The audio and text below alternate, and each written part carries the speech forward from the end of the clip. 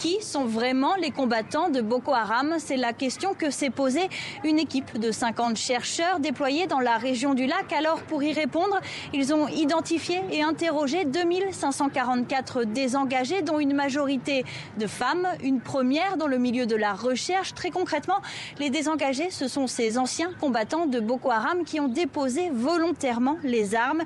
D'après les résultats, ce sont surtout des jeunes de 20 à 30 ans qui sont au chômage ou qui ont un niveau d'éducation très faible. Si certains affirment avoir rejoint le groupe terroriste dans l'espoir d'une vie meilleure, d'autres disent y avoir été contraints. C'est ce qui explique, selon les chercheurs, que beaucoup de personnes interrogées affirment n'avoir aucune sympathie pour l'idéologie terroriste. Je vous propose d'écouter le directeur de recherche. Les combattants viennent encercler un village tôt le matin, ils regroupent tous les villageois, ils prennent 2-3 au hasard, ils les exécutent ou ils les égorgent.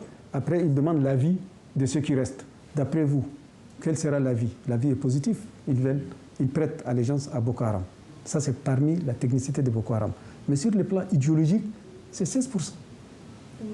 Oui, une minorité. Prochaine étape pour les chercheurs, présenter et financer un programme de réinsertion professionnelle pour ces jeunes.